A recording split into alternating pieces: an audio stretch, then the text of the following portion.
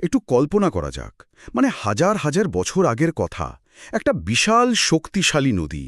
হ্যাঁ, একটা সত্যিকারের ভৌগোলিক নদী। ঠিক, যার জল পান করে, যার তীরে ফসল ফলিয়ে, মানে বলতে গেলে একটা আস্ত সভ্যতা টিকে আছে। চারপাশের মানুষ সেই নদীটিকে আক্ষরিক অর্থেই পূজা করছে, কারণ সেই নদীটাই তাদের কাছে জীবন। একদম তাই, জল ছাড়া তো আর জীবন সম্ভব নয়। কিন্তু এরপর কোনো এক অজানা ভৌগোলিক কারণে নদীটা ধীরে ধীরে শুকিয়ে যেতে শুরু করল। সাধারণ যুক্তিতে মনে হতে পারে নদীটার অস্তিত্ব বুঝি সেখানেই শেষ, তাই না? স্বাভাবিকভাবেই মানুষ সেটাই ভাববে। কিন্তু ইতিহাস ঘাটলে দেখা যায় সম্পূর্ণ ভিন্ন একটা ঘটনা ঘটেছিল। ভৌগোলিক নদীটা মাটির বুক থেকে শুকিয়ে গেলেও সেটা মানুষের মনের ভেতরে, মানে চেতনার জগতে এক নতুন রূপে প্রবাহিত হতে শুরু করল। একটা আক্ষরিক নদী পরিণত হল প্রজ্ঞার রূপক স্রোতে। এটা আসলে মানব ইতিহাসের অন্যতম বড় একটা রূপান্তর। সত্যি তাই। আজকের তারিখ ১৯ মে ২০২৬। আমাদের আজকের এই গভীর আলোচনার বা তথ্যানুসন্ধানের মূল ভিত্তি হল Saraswati the divine essence of wisdom, arts and learning শীর্ষক সংগ্রহীত উৎস। ঠিক আছে, চলুন বিষয়টি বিশ্লেষণ করা যাক। আমাদের উৎসগুলোতে দেবী সরস্বতীকে শুধু একজন পৌরাণিক বা ধর্মীয় সত্তা হিসেবেই দেখা হয়নি। হ্যাঁ, তাকে কিন্তু অজ্ঞানতার অন্ধকার দূরকারী এক চিরন্তন আলো হিসেবে বর্ণনা করা হয়েছে। ঠিক, জ্ঞান, শিল্প আর চেতনার একটা নিরবিচ্ছিন্ন প্রবাহের চূড়ান্ত প্রতীক। আর এই আলোচনাটি শুধু প্রাচীন ইতিহাসের কোনো ধুলো পড়া অধ্যায় পাঠ করা নয়। মানে আমি বলতে চাইছি, আজকের এই আধুনিক যুগে যেখানে আমরা প্রতিনিয়ত তথ্যের ভারে জর্জরিত হচ্ছি। হ্যাঁ, ইনফরমেশন ওভারলোড যাকে বলে। একদম, সেই যুগে দাঁড়িয়ে কিভাবে সত্যিকারের সত্য এবং প্রজ্ঞাকে খুঁজে পেতে হয়, এই আলোচনাটা তার একটা অসাধারণ মনস্তাত্ত্বিক এবং দার্শনিক ভিত্তি তৈরি করে দেয়।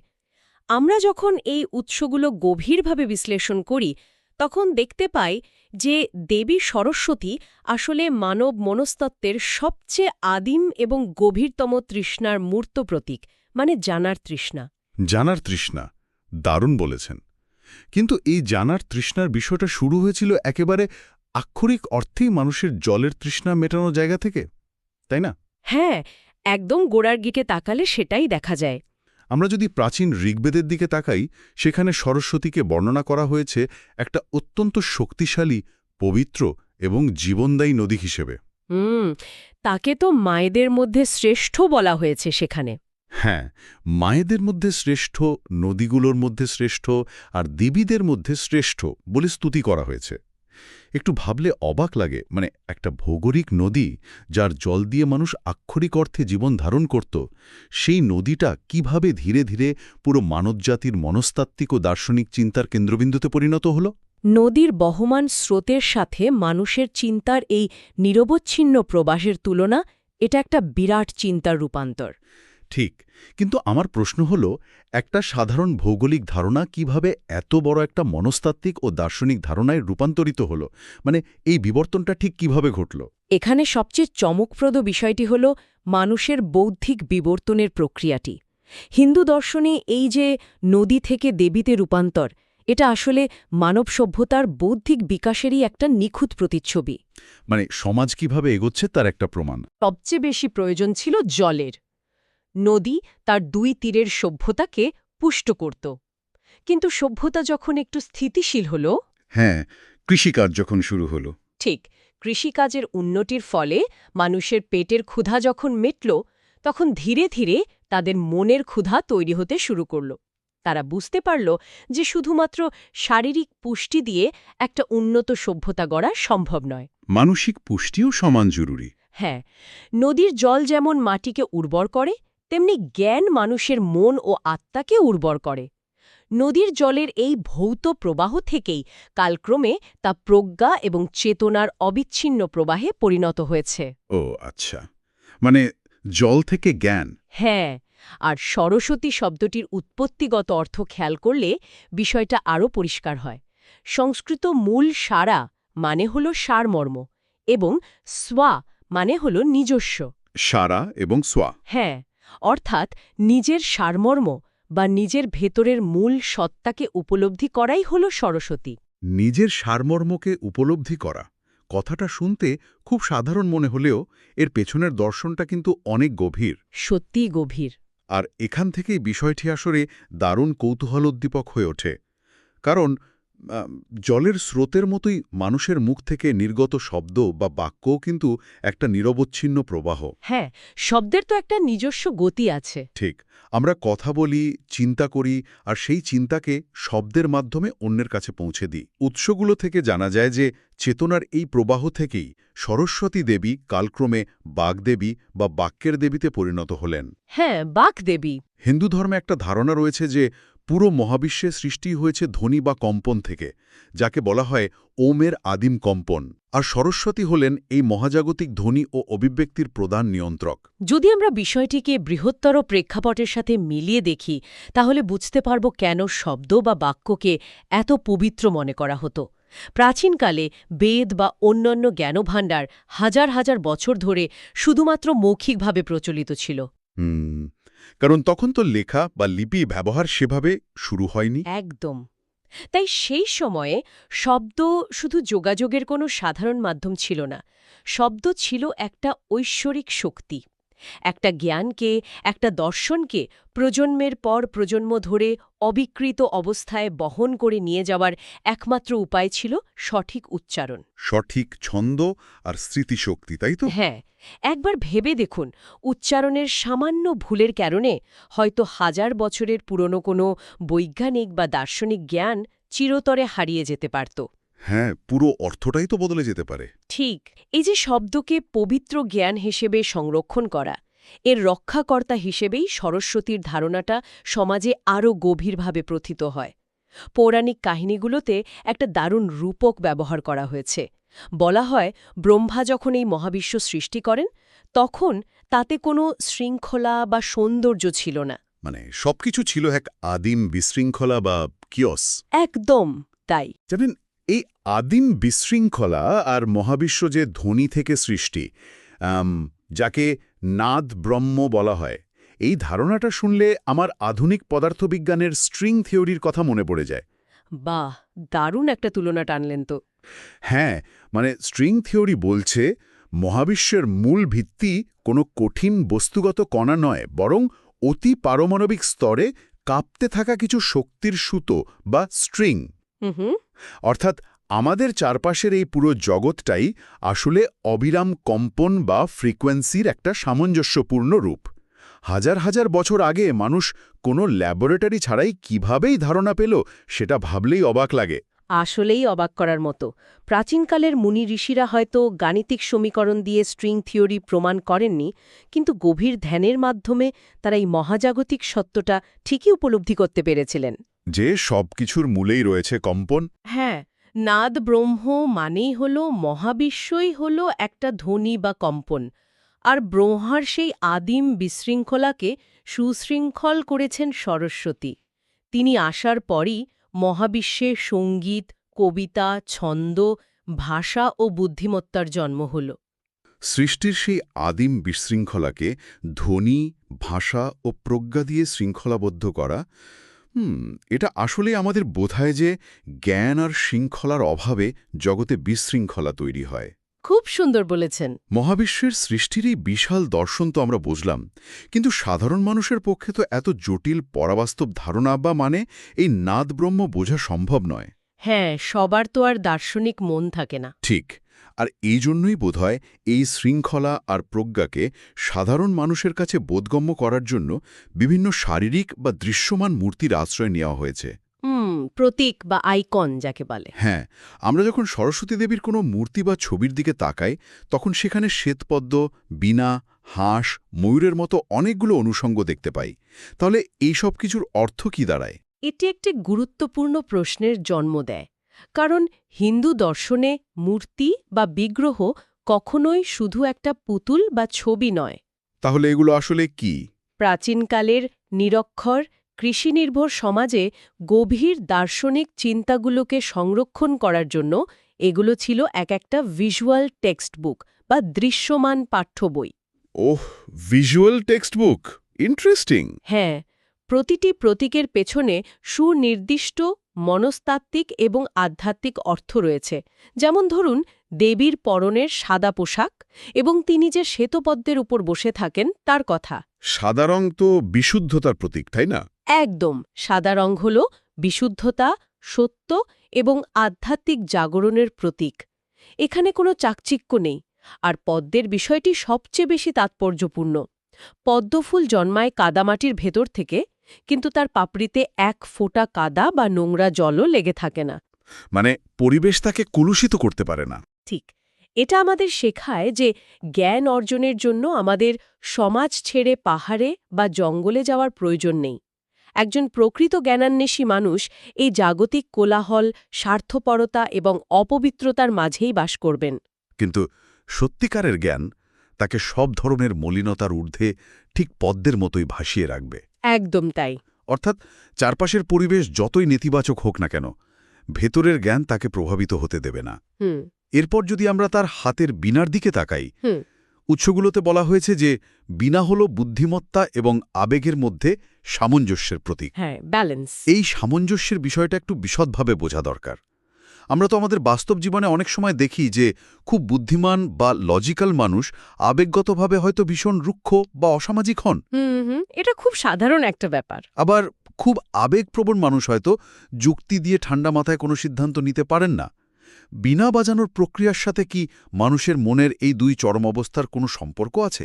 একদম নিখুঁত একটা সম্পর্ক আছে।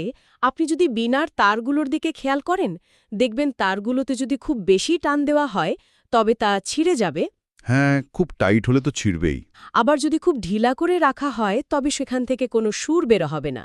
সঠিক সুর পাওয়ার জন্য তারগুলোকে একদম নিখুঁত একটা সামঞ্জস্যে বাঁধতে হয়।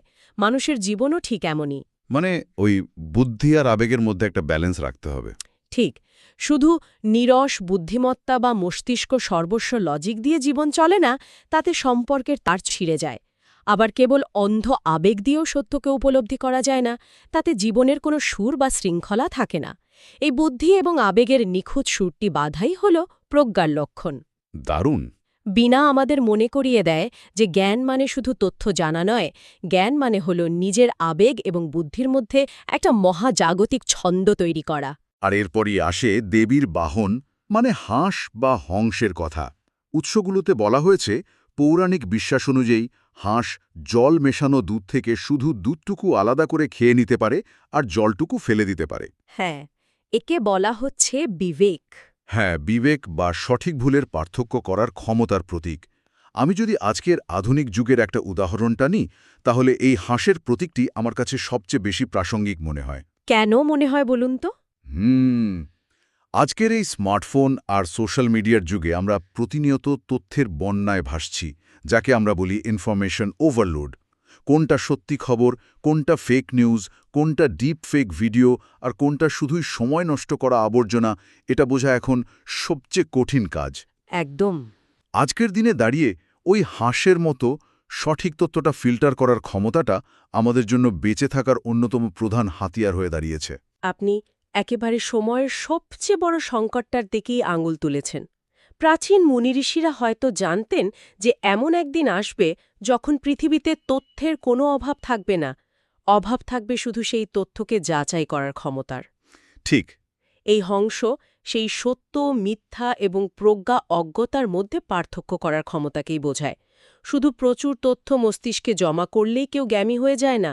সেই তথ্যের সারমর্মটুকু, মানে সেই দুধটুকু গ্রহণ করে অপ্রয়োজনীয় বিষয়গুলোকে বর্জন করার নামই হল বিবেক বা সত্যিকারের প্রজ্ঞা। হাঁসের এই ফিল্টার করার ক্ষমতাটা সত্যিই দারুণ, কিন্তু আমার মনে একটা খটকা লাগছে। কি খটকা? ধরুন কেউ এই হাঁসের মতো করে প্রচুর জ্ঞান অর্জন করে ফেলল, একদম খাঁটি সত্যটা সে জেনে গেল। বাস্তব পৃথিবীতে আমরা কি দেখি? এই ধরনের মানুষ যারা অনেক কিছু জানে, তারা অনেক সময় ভীষণ অহংকারী হয়ে ওঠে। হ্যাঁ, ইন্টেলেকচুয়াল ইগো যাকে বলে। ঠিক, তাদের মনে হয় আমি সব জানি, বাকিরা সব বোকা। এই যে বৌদ্ধিক অহংকার, প্রাচীন দর্শন কি এই সমস্যাটাকে এড়িয়ে গেছে? একেবারেই না। বরং এই সমস্যাটার সমাধান করার জন্যই দেবীর পাশে একটা ময়ূরকে রাখা হয়েছে। খেয়াল করে দেখবেন, ময়ূর দেখতে অত্যন্ত সুন্দর হলেও সে তার নিজের রূপ নিয়ে ভীষণ অহংকারী। ও আচ্ছা, ময়ূর মানে অহংকার। হ্যাঁ, জ্ঞান অর্জনের পথে সবচেয়ে বড় বাধা হল এই বৌদ্ধিক অহংকার বা ইন্টেলেকচুয়াল প্রাইড। মানুষ যখন কিছুটা জানতে শুরু করে তখন তার ভেতরেই অহংকার জন্ম নিতে পারে। ময়ূর সেই অস্থিরতা আর অহংকারেরই প্রতীক। কিন্তু দেবী তো ময়ূরকে পাশে রেখেছেন। হ্যাঁ, দেবী সরস্বতী ময়ূরকে নিজের পাশে রেখেছেন, কিন্তু তাকে নিজের প্রধান বাহন করেননি। এর মানে হল জ্ঞান অর্জন করলে অহংকার আসতে পারে, কিন্তু সেই অহংকারকে নিজের নিয়ন্ত্রণে রাখতে হয়। তাকে নিজের চালিকা শক্তি হতে দেওয়া যাবে না। আর এই অহংকার নিয়ন্ত্রণের হাতিয়ারটাই হলো দেবীর হাতের ওই জপের মালা, তাই তো? একদম ঠিক ধরেছেন। উৎসগুলোতে বলা হয়েছে জপের মালা হল আধ্যাত্মিক শৃঙ্খলা এবং মনোসংযোগের প্রতীক। অর্থাৎ এক হাতে বই বা বেদ, যা কিনা জাগতিক এবং তত্ত্বগত জ্ঞানের প্রতীক, আর অন্য হাতে জপের মালা, যা আধ্যাত্মিক মনোসংযোগের প্রতীক। হ্যাঁ, শুধু বই পড়ে অনেক তথ্য মুখস্থ করলেই চলবে না। সেই জ্ঞানকে নিজের ভেতরে ধারণ করার জন্য, অহংকারকে দমিয়ে রাখার জন্য জপের মালার মতো শৃঙ্খলারও প্রয়োজন। ঠিক বলেছেন। এই ভারসাম্য ছাড়া জ্ঞান আসলে এক ধরনের অস্ত্রে পরিণত হতে পারে, যা মানুষের উপকারের চেয়ে অপকারই বেশি করে। যদি আপনার কাছে প্রচুর জ্ঞান থাকে কিন্তু কোনো মনোসংযোগ বা আধ্যাত্মিক বিনয় না থাকে, তবে সেই জ্ঞান দিয়ে আপনি হয়তো পারমাণবিক বোমা বানাতে পারবেন, কিন্তু মানবজাতির কল্যাণ করতে পারবেন না। এই পুরো আলোচনাটা কিন্তু আমাদের আধুনিক শিক্ষা ব্যবস্থার একটা বড় ত্রুটির দিকেও ইঙ্গিত করছে। হ্যাঁ, তা তো বটেই। প্রাচীনকালের এই প্রতীক আর দর্শনগুলো কিন্তু শুধুমাত্র পৌরাণিক গল্প বা পাথরের মূর্তির মাঝে সীমাবদ্ধ নেই। এগুলো আজকের আধুনিক জীবনের শিক্ষা ব্যবস্থা আর সৃজনশীলতাতেও সমানভাবে প্রভাব ফেলতে পারে। আমরা যদি প্রাচীন গুরুকুলের শিক্ষা ব্যবস্থার দিকে তাকাই, উৎসগুলো বলছে যে সেখানে শিক্ষার্থীরা শুধু চাকরি বা কেরিয়ারের জন্য পড়াশোনা করত না। না, তাদের কাছে শিক্ষা ছিল জ্ঞানযোগ। হ্যাঁ, জ্ঞান যোগ বা আত্ম উপলব্ধির একটা পথ। তারা গুরুকুলে বসে শুধু তথ্য মুখস্থ করত না, তারা বিদ্যার দেবীর কাছে প্রার্থনা করত বিনয় এবং মানসিক স্বচ্ছতার জন্য। কিন্তু আজকের আধুনিক বিশ্ববিদ্যালয়ের শিক্ষার্থীদের দিকে তাকালে আমরা কি দেখি? প্রচণ্ড মানসিক চাপ, প্রথম হওয়ার অন্ধ প্রতিযোগিতা আর একগাদা তথ্যের বোঝা। শিক্ষা এখন আর মুক্তির পথ নয়, তাই না? একদম। শিক্ষা এখন হয়ে দাঁড়িয়েছে কর্পোরেট দুনিয়ার প্রবেশের একটা টিকিট মাত্র। কথাটা খুব সত্যি, আর একই সাথে একটু হতাশারও। আধুনিক শিক্ষা ব্যবস্থা অনেক বেশি তথ্য নির্ভর এবং পরীক্ষাকেন্দ্রিক হয়ে পড়েছে। আমরা শিক্ষার্থীদের শেখাচ্ছি কিভাবে পরীক্ষায় ভালো নম্বর পেতে হয়, কিভাবে অ্যালগোরিদম বুঝতে হয়, কিভাবে একটা ভালো চাকরি জোগাড় করতে হয়। কিন্তু কিভাবে একজন ভালো মানুষ হতে হয় সেটা শেখাচ্ছি না। ঠিক, কিভাবে নিজের ভেতরের সম্ভাবনাকে জাগিয়ে তুলতে হয় সেই চর্চাটা হারিয়ে যাচ্ছে। প্রাচীন দর্শনে বিদ্যাকে দেখা হতো মুক্তির পথ হিসেবে। সা বিদ্যা যা বিমুক্তয়ে, অর্থাৎ বিদ্যা তাই যা আমাদের মুক্ত করে। কিসের থেকে মুক্ত করে? অজ্ঞতা, সংকীর্ণতা এবং অহংকার থেকে। আজকের দিনে এই সরস্বতী মাইন্ডসেট বা দৃষ্টিভঙ্গিটি যদি আমরা আমাদের শিক্ষা ব্যবস্থায় ফিরিয়ে আনতে পারি, তাহলে হয়তো শিক্ষার্থীদের এই প্রচণ্ড মানসিক চাপ অনেকটাই কমে যাবে। তারা বুঝতে পারবে যে জ্ঞান অর্জনের মূল উদ্দেশ্য অন্যকে হারানো নয়, বরং নিজেকে ছাড়িয়ে যাওয়া। তবে আজও বোধহয় সেই চেতনার ছিটেফোঁটা কিছু কিছু জায়গায় টিকে আছে। যেমন ধরুন, বসন্ত পঞ্চমী বা সরস্বতী পূজার দিনটিতে এখনও যেভাবে বই খাতাকে পবিত্র মনে করে পূজা করা হয়, কিংবা দক্ষিণ ভারতে বিদ্যারম্ভম নামক যে অনুষ্ঠানের মাধ্যমে শিশুদের প্রথম লেখা শেখানো হয়, এগুলো তো অন্তত সমাজকে মনে করিয়ে দেয় যে জ্ঞান শুধু বাজারে বিক্রি করার কোনো পণ্য নয়। একদম, জ্ঞান হলো আলো। হ্যাঁ, আর উৎসগুলো থেকে সবচেয়ে অবাক করা যে বিষয়টা আমি জানলাম, তা হলো এই পবিত্রতার চেতনাটা আজও সবচেয়ে বেশি প্রবলভাবে বেঁচে আছে শিল্পের জগতে, বিশেষ করে আধুনিক সময়ের শিল্পী আর সুরকারদের মধ্যে। ঠিক তাই, উৎসগুলোতে হিন্দুস্থানি এবং কর্ণাটকী শাস্ত্রীয় সঙ্গীতের কথা খুব সুন্দর করে উল্লেখ করা হয়েছে। শুধু শাস্ত্রীয় সঙ্গীতের প্রাচীন শিল্পীরাই নন, আধুনিক যুগের অনেক সমসাময়িক সুরকার, লেখক বা চিত্রশিল্পীরাও বিশ্বাস করেন যে সৃজনশীলতা একটা পবিত্র জিনিস এবং সঙ্গীত মানুষের চেতনাকে পরিশুদ্ধ করতে পারে। একজন শিল্পী যখন তার শিল্পকর্ম তৈরি করেন, তখন তিনি আসলে তার নিজের ভেতরের ক্ষুদ্র সত্তা বা ইগো থেকে বেরিয়ে আসেন। আচ্ছা, এটা কি মনোবিজ্ঞানের ভাষায় যাকে ফ্লো স্টেট বলা হয় তার সাথে তুলনা করা যায়? মানে যখন একজন মানুষ কোনো কাজে এত গভীরভাবে মগ্ন হয়ে যান যে তার আশেপাশের সময় এবং পৃথিবীর আর কোনো হুঁশ থাকে না। চমৎকার একটা সংযোগ তৈরি করেছেন। হ্যাঁ, আধুনিক মনোবিজ্ঞান যাকে ফ্লো স্টেট বলছে, প্রাচীন আধ্যাত্মিক ভাষায় সেটাই হলো সেই আদিম নাদ ব্রহ্মর সাথে যুক্ত হওয়া। যখন কোনো শিল্পী বা বিজ্ঞানী সেই ফ্লো স্টেটে প্রবেশ করেন, তখন তাদের সৃষ্টি আর শুধু তাদের নিজস্ব থাকে না, তা যেন এক বৃহত্তর মহাজাগতিক ছন্দের অংশ হয়ে যায়। তার মানে তারা একটা বৃহত্তর কিছুর সাথে কানেক্টেড হয়ে যান। হ্যাঁ, এই কারণেই দেখবেন পৃথিবীর অনেক বড় বড় শিল্পী বা লেখক তাদের শ্রেষ্ঠ কাজগুলো করার পর বলেন যে এটা আমি করিনি, আমার ভেতর দিয়ে এটা কেউ একজন করিয়ে নিয়েছে। এই যে নিজের সৃজনশীলতাকে একটা বৃহত্তর শক্তির কাছে সমর্পণের বিনয়, এটাই হলো সরস্বতীর সৃজন সারমর্ম। এখানে শিল্পী বুঝতে পারেন যে তিনি শুধু একটা মাধ্যম মাত্র। তার মানে জ্ঞান, বিজ্ঞান হোক বা শিল্প, দুটোই শেষ পর্যন্ত আমাদের বিনয়ী হতে শেখায়। আমরা যে নদীর কথা দিয়ে আজকের আলোচনা শুরু করেছিলাম, সেই নদীও কিন্তু পাহাড় থেকে নেমে আসার সময় অনেক গর্জন করে, কিন্তু সে যত সমুদ্রের দিকে এগিয়ে যায়, যত তার ব্যাপ্তি বাড়ে আর গভীরতা তৈরি হয়, তত সে শান্ত হয়ে আসে। সত্যি তাই। মানুষের জ্ঞানের ব্যাপ্তি যত বাড়ে, তার অহংকারের গর্জন তত কমে আসে। একজন প্রকৃত জ্ঞানী মানুষ সবসময় বোঝেন যে তিনি আসলে কতটা কম জানেন, এবং এই বিনয়টুকুই তাকে প্রজ্ঞার শান্ত সমুদ্রে মিশে যাওয়ার জন্য প্রস্তুত করে। তাহলে আজকের এই পুরো যাত্রার একটা সংক্ষিপ্ত চিত্র যদি আমরা তুলে ধরি, আমরা দেখলাম কিভাবে হাজার হাজার বছর আগের একটা বাস্তব ভৌগোলিক নদী প্রথমে পবিত্র শব্দের প্রবাহে পরিণত হল। এরপর সেই শব্দ থেকে জন্ম নিল বেদ আর জ্ঞান, যা ধীরে ধীরে প্রজ্ঞার মনস্তাত্ত্বিক প্রতীকে রূপ নিল। হ্যাঁ, আর প্রতীকগুলোর অর্থও আমরা জানলাম। ঠিক। আমরা বুঝতে পারলাম যে মূর্তি বা আইকনগুলো শুধু শিল্প নয়। সাদা পদ্ম আমাদের কাদার ভেতরেও বিশুদ্ধ থাকতে শেখায়, বীণা আমাদের বুদ্ধি আর আবেগের মধ্যে সামঞ্জস্য রাখতে শেখায়, হংস আমাদের তথ্যের জঞ্জাল থেকে সত্যকে যাচাই করতে শেখায়, আর জপের মালা এবং ময়ূর আমাদের শেখায় কিভাবে জ্ঞানের অহংকারকে জয় করে বিনয়ী হতে হয়। এবং জ্ঞান ও নম্রতা যে একে অপরের পরিপূরক, এই সত্যটা আধুনিক যুগের শিক্ষা ও শিল্পের মূল ভিত্তি হতে পারে। আর এই গভীর বিশ্লেষণের পর আমরা নিশ্চয় বুঝতে পারছি যে দেবী সরস্বতীকে আর শুধু একটা বাইরের মূর্তি হিসেবে দেখার সুযোগ নেই, বরং তিনি হলেন আমাদের সবার নিজের ভেতরে লুকিয়ে থাকা সেই অনন্ত সম্ভাবনা আর প্রজ্ঞার প্রতীক, যা আমাদের প্রতিনিয়ত অজ্ঞতার অন্ধকার থেকে সত্যের আলোর দিকে নিয়ে যাওয়ার জন্য অপেক্ষা করছে। একদম ঠিক কথা। আর ঠিক এই জায়গাটাতেই আমি আমাদের শ্রোতাদের জন্য একটা ভাবনার খোরাক রেখে যেতে চাই। এটা আমাদের সংগৃহীত উৎসগুলোতে সরাসরি বলা না থাকলেও আজকের এই পুরো আলোচনার উপর ভিত্তি করে এই প্রশ্নটা খুব স্বাভাবিকভাবেই আমাদের সামনে চলে আসে। একটু ভেবে দেখুন তো, আজকের এই ২১ শতকের আধুনিক যুগে, যেখানে কৃত্রিম বুদ্ধিমত্তা বা এআই মুহূর্তের মধ্যে আমাদের চোখের সামনে পৃথিবীর সমস্ত তথ্য এনে হাজির করে দিচ্ছে, হ্যাঁ, জাস্ট এক ক্লিকেই সব পাওয়া যায়। ঠিক সেখানে জ্ঞানের এই স্রোত কি আগের মতোই সেই শ্বেতপদ্মের মতো বিশুদ্ধ আছে?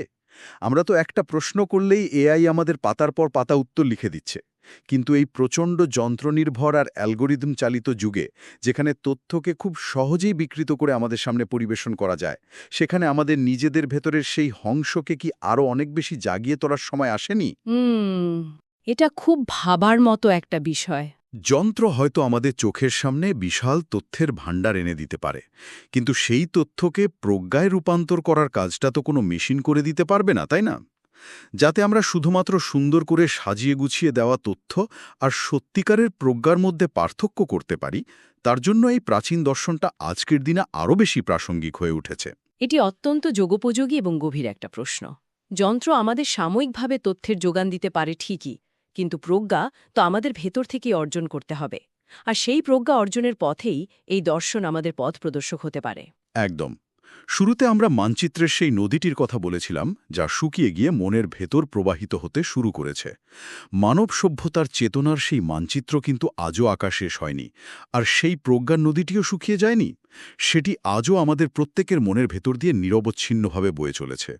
আমাদের শুধু শিখতে হবে কিভাবে তথ্যের বন্যায় খড়কুটোর মতো গা ভাসিয়ে না দিয়ে নিজের বিবেককে হাল হিসেবে ব্যবহার করে সত্যের গন্তব্যে পৌঁছাতে হয়। চমৎকার বলেছেন। এই চিন্তার সূত্র ধরেই আমরা আমাদের নিজেদের শিক্ষা, পেশা, শিল্প আর সৃজনশীলতার মূল উদ্দেশ্যগুলো নিয়ে নতুন করে ভাবতে পারি। আজকের এই গভীর আলোচনা আমরা এখানেই শেষ করছি। নতুন কোনো বিষয় নিয়ে আবার কথা হবে। ততদিন পর্যন্ত নিজের ভেতরের সত্যের স্রোতটিকে সচল রাখুন।